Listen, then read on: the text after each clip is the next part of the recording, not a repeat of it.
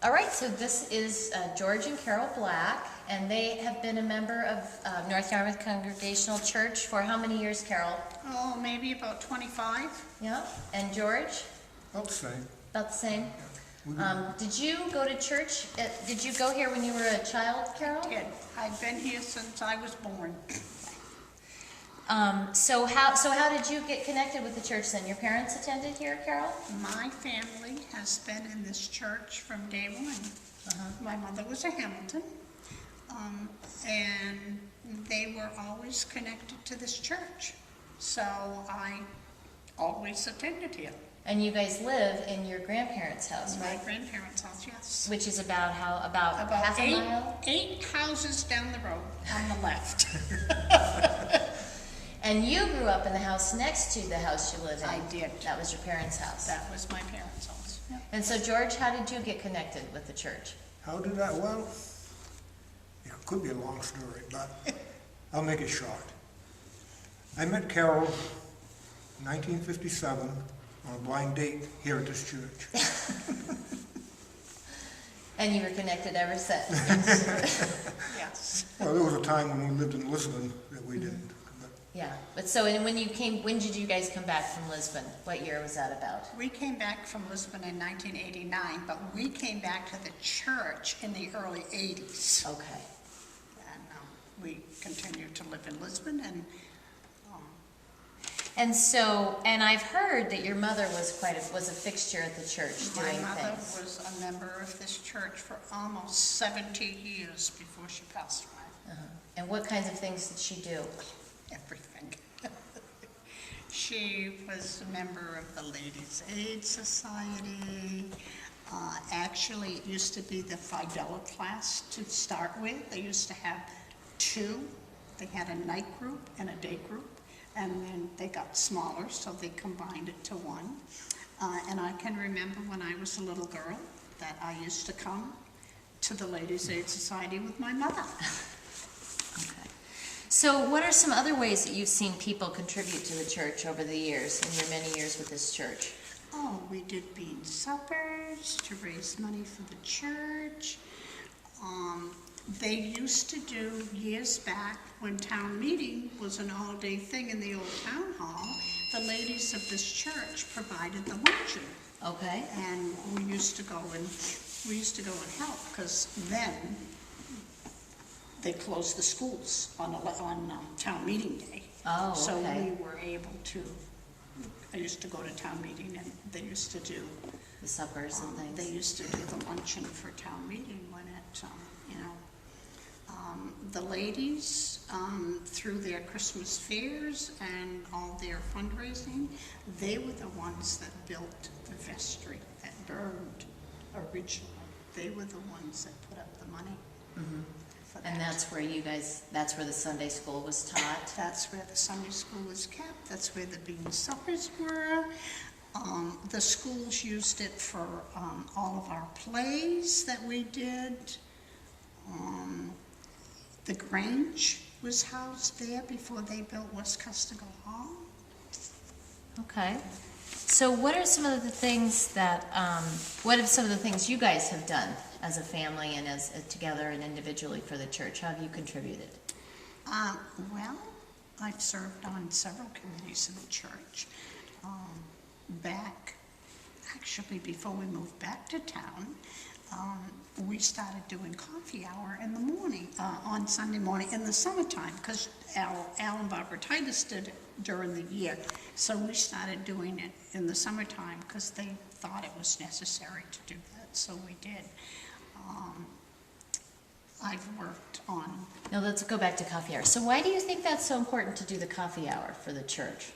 It gives people a chance to sit down and connect and talk, because people are so busy today that you don't visit your neighbors anymore. Yeah. So, sometimes you just come to church and visit with your neighbors and sit down and have coffee and, and if we have guests that come to church, it's good that they can come out and talk to people.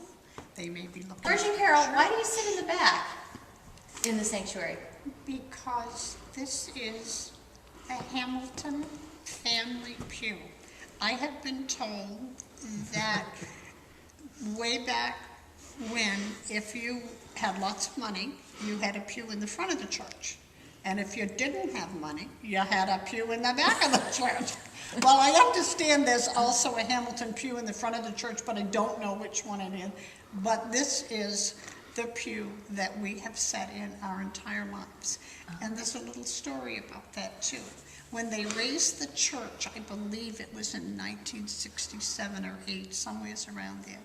And they took out, we used to have coal stoves, one on each side, that kept the church warm. And there was another short pew back here too, so there were 2 short pews. Well, when they took the stoves out, they decided to take one of the pews out, which would have been our family pew, because we were the one in the back. Well, my mother made them take out the one in the front and put hers back. So this is family pew. The actual pew, yes. Yeah. So what is, why do we need to have a church in North Yarmouth?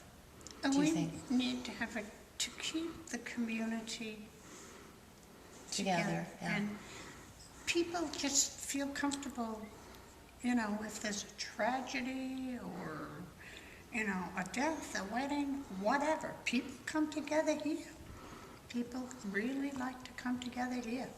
Do you think that people feel a part of the community even if they come, you know, once a week or, you know, once every couple years? People do. People do. They don't come on a regular basis, but this is their church. You can go out and ask almost anyone in town, oh yeah, that's my church. They may not have been here for 10 years, but it's their church. Yeah, yeah. And if anything should happen to a member of their family or whatever, they'll show up. Yeah. And we also have lots of members from outside the community, but why do you think they've found a home here? They've made a choice. They've looked at how friendly we are and what we offer, and they feel very Us would come to comfortable Tuesday coming. Gals, and you would break for lunch. Yeah. She would give you, Half an hour, and she'd remind us that we needed to get back to work. and what were you working for?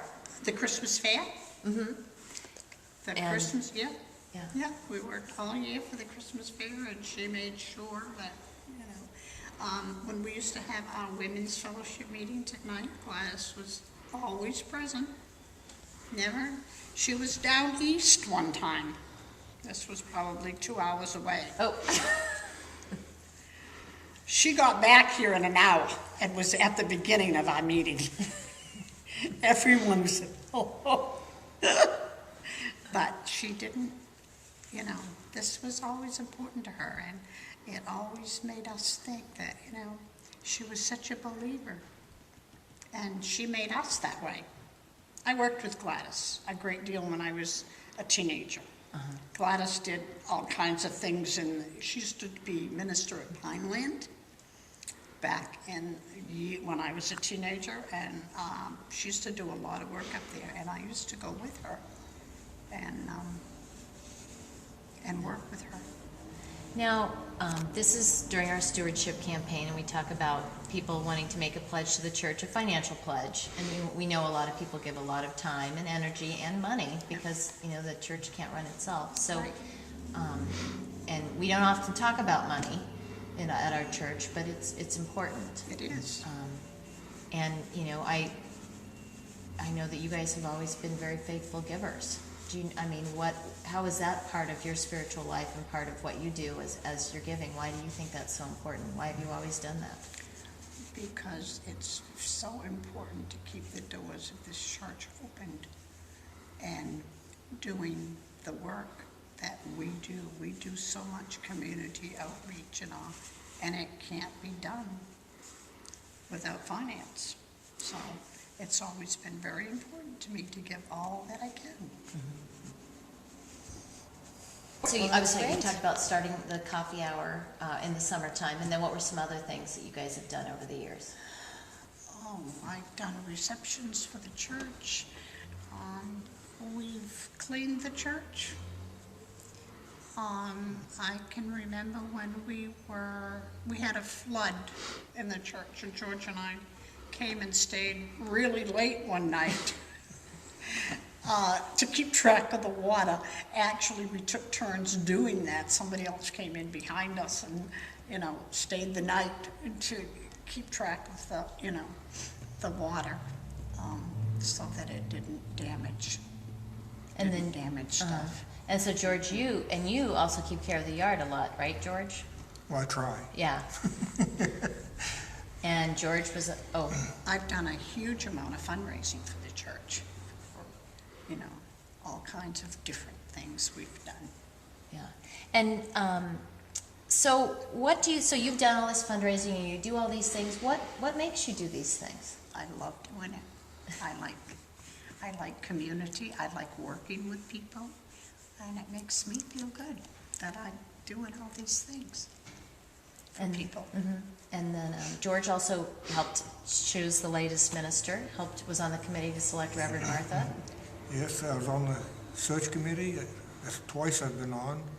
And I really hope that people will step forward, because it is a very educational. Yeah, that's right. And you also helped select Gil too, Yeah, right? Yeah, Yeah. and I've been on trustees, I've been on Diaconate. I was also on the crew that fixed the beam upstairs. It was coming down on my head. And I came in here one night to clean the church and see the balcony was rubbing on the door. Oh, goodness. Now, and why is it so important to keep this building as it is? I mean, could we do what we do? I mean, what's the big picture behind all of this service? Because it's a place that the community can come together for all sorts of events, and people are very comfortable. It's a very warm and inviting room, and people feel good about coming in here. And I think you don't come in here feeling like it's an empty room. Like when you go to Westcustego Hall, you just walk in and that's an empty room. This is not an empty room. God's presence is always here. You always feel welcome in this room.